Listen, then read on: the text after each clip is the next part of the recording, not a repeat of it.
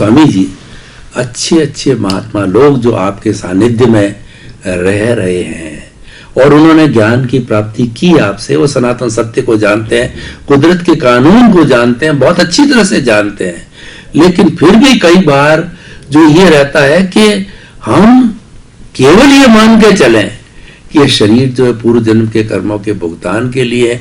इसका मतलब वही कहते हैं क्या हम साइलेंटली बैठ जावें, हम हाथ पांव नहीं हिलावें, कोई भी काम न करें, यानी कोई गतिविधि करके और एक जड़ के रूप में, जैसे शरीर जड़ मानते हैं, तो हम मिश्र चेतन या चेतन रहते हुए एक जड़ रूप में बैठ जावें क्या?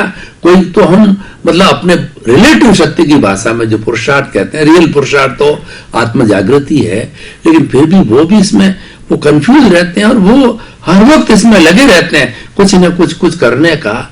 मतलब जानकार लोग भी इस तरफ ज्यादा प्रवृत्ति में जाते हैं उस रिलेटिव पुरुषार्थ को करने में, तो ये भावना उनमें गहरी क्यों नहीं आती है? ये थोड़ा आप बताइए कि उनकी भावना इस तरफ गहरी उनको तो होनी चाहिए। बेचारा बहिर आत्मा की बात तो अलग है, लेकिन उनको तो होनी चाहिए। धन्यवाद। सबसे बड़ी बात क्या है कि आम लोग, आम इंसान के लिए ये बात समझना इतना आसान नहीं है, क्योंकि वास्तव में इस प्रकार का विज्ञान हमारे समाज में उपलब्ध होता ही नहीं है। क्योंकि हर धर्मगुरु शास्त्रों की बात करते हैं और शास्त्रों में जो लिखा है वो गुरु का भी खुद का अनुभव नहीं है, और वो विज्ञान की बात नहीं करते हैं, वो धर्म की बात करते हैं, संप्रदाय की बात करते हैं, क्रियाकांड की बात करते हैं। इन शॉर्ट वो सिर्फ फॉर्मेट की बात करते हैं, और विज्ञान सनातन सत्य बियॉन्ड फॉर्मेट है। तो बियॉन्ड फॉर्मेट की बातें फॉर्मेट में आपको कभी नहीं मिलेगी।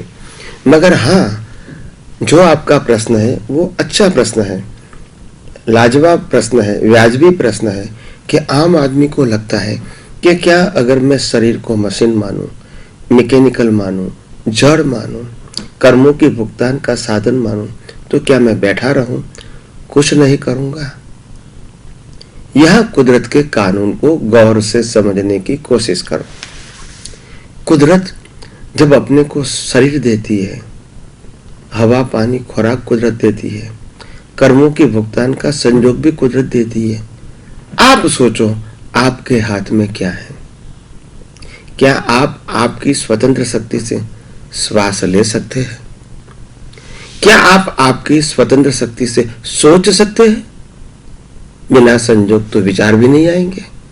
क्या आप आपकी मर्जी से बोल सकते हैं? बिना संयोग तो बोलेंगे भी नहीं। क्या आप आपकी मर्जी से कोई क्रिया कर सकते हैं? बिना संयोग तो क्रिया भी नहीं कर सकते। सोचो, हम जो कुछ भी व्यवहार से करते हैं, मन से, वचन से, काया से, ड्यू टू द सर्कमस्टांसेस, और ये सर्कमस्टांसेस किसने दिया? कुदरत ने दिया। क्यों दिया? कर्मों की भुगतान के लिए। तो ये साधन का एक ही रोल है, कर्मों की भुगतान। अभी मैं ये बात को दूसरे एंगल से देखना चाहते हैं।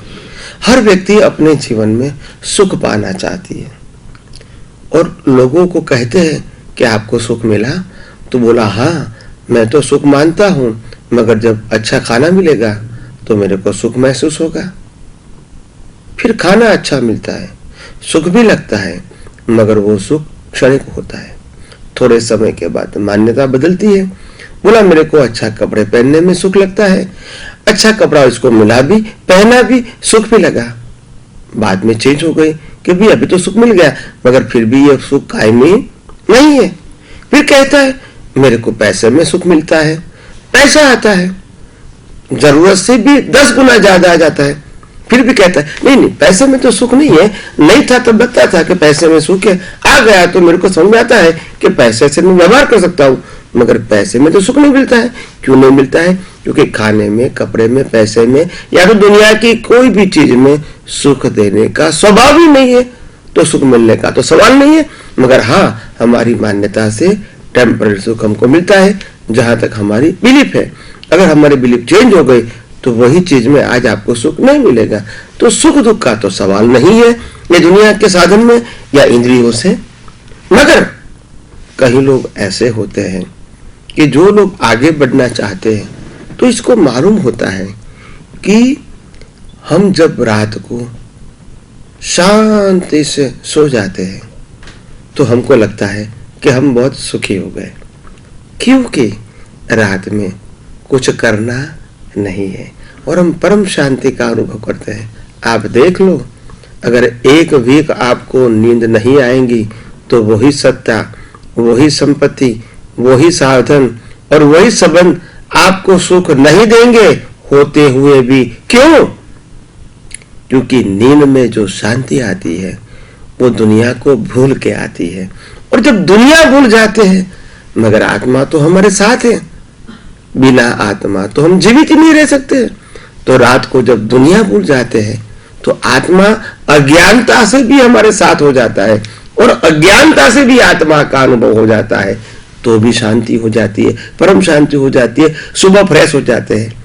विचार करो, सोचो, अगर अज्ञानता से भी आत्मा की हाजिरी हो गई, अनुभव हो गया, तो भी परम शांति होती है, तो वास्तव में ज्ञान से आत्मा का अनुभव होगा तो क्या नहीं हो सकता है। तो सोचो, समझो, बस समय की मर्यादा के अधीन मैंने जो कुछ भी समझाने का प्रयास किया आप समझते रहिए और आपके जीवन को मंगल बनाइए।